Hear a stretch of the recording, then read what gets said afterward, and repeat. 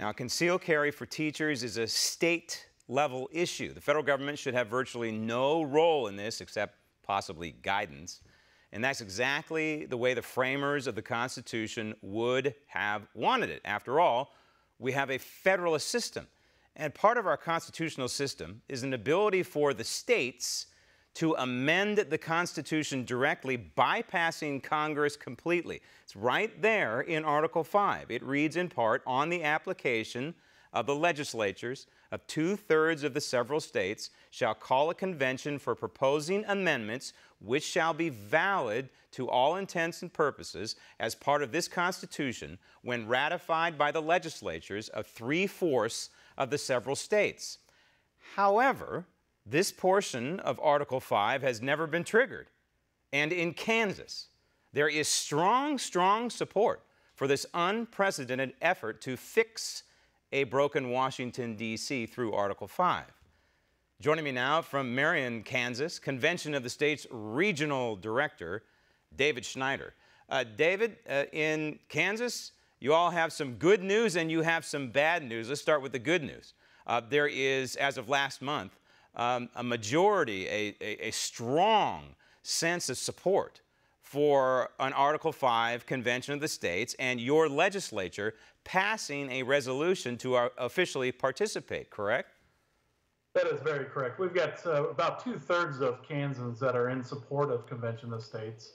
And if you look just at Republicans, it's about 3/4 of all Republicans compared to about 15% against. Yet, unfortunately, we're unable to pass it all the way through our legislature. So that's the bad news. That is the bad news. So this is regarding a Senate bill, SCR 1611, and there was a vote on it. What was it, last week? Yeah, that's correct. Last week on Thursday, we had actually a majority of 22 senators that voted in favor as opposed to 16. And that was a majority. Actually, 21 is a clear majority. But unfortunately, in the state of Kansas, in our Kansas Constitution, there's a provision that was put in there in 1974 related to Article 5.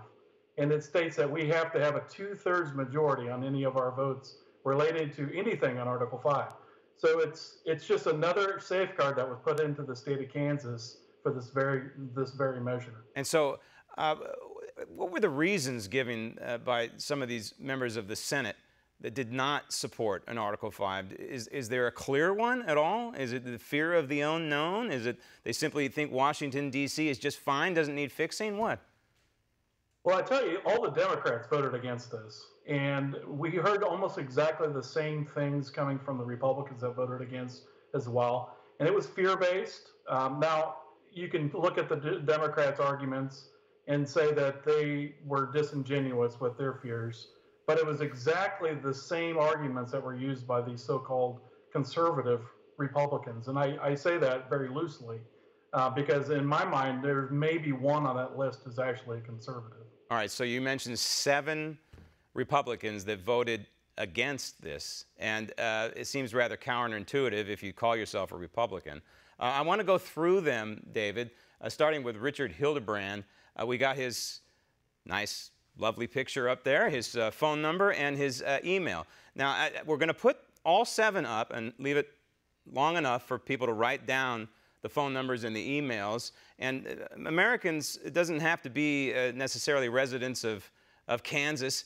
Can be Americans of all 50 states can weigh in on this, I think. But certainly people in Kansas probably mean more to these people. Next one is John Scuball. Again, his lovely picture and his phone number and his email. And David, if you know about any of these people, just jump in and let me know what they're saying. We contacted their offices, by the way, and I'll let you know how they treated us. Next is Dennis Pyle, his contact information. We contacted these folks, and most of them didn't want to give us the time of day. They didn't even bother answering the question, you know, why did you vote no? Then we've got 4 ladies. Carolyn McGinn, her contact information, again, gave us lip service. The office did anyway, not available. Vicki Schmidt is the next senator who voted no, Republican, in Kansas. There's the contact information. Dinah Sykes is another Yeah. senator voting no. Contact information. And the final one is Mary Jo Taylor, phone number and email. What do you know about any of these people? Did they give you any specifics at all, David? Well, a lot of these senators are fairly new into the legislature. They came in with what they called so-called the wave of 2016, and they came in basically as trying to as more of a moderates, as you could say. So, and we tried to spend a lot of time with these folks, and some of them didn't give us the time of day in the grassroots. We had their constituents calling them. We had unprecedented phone calls that were coming in from their own constituents, emails that I was copied on. We're talking in the hundreds from their constituent, and some of them said they just didn't hear enough from their constituents, which again seemed to be very disingenuous. What's it going to take to get these people off? I mean, obviously, 7 Republicans, that's the difference between this thing passing or not. So what happens now? What's your next plan in Kansas? Well, in Kansas, we've got to regroup. Obviously, we have an election this summer. We have a primary. None of these senators, unfortunately, are up for election. They're up for another 2 years.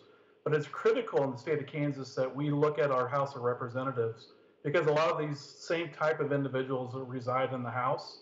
And we failed in the House 2 years ago with a very tight margin. We had 77 in favor, which we needed 84 to get to that 2/3. So we've got to make a strong push in this next primary to ensure that all of our elected officials are in support of convention states. All right, and we'll put that contact information for the folks in Kansas and maybe give them a change of heart by a deluge of folks watching this program and let them know, hey, we need to fix Washington, D.C. and get on board the train, please. So I can't leave on a down note. You represent multiple states, not just Kansas. Is there a bright spot among your grouping that's going to maybe possibly go to a convention and proffer some sort of legislation that will have them participate? I'm so very hopeful that the state of Iowa is going to come on board very, very soon. We're looking very positive there. We're looking for the final vote to happen in the next couple weeks. All right. So be looking for state number 13 to join on, and hopefully that's Iowa very soon. It's a momentum thing, you know. There was great momentum in spring of last year in 2017, kind of hit a wall, and Convention of States needs to start pick up that momentum once again. David, thank you.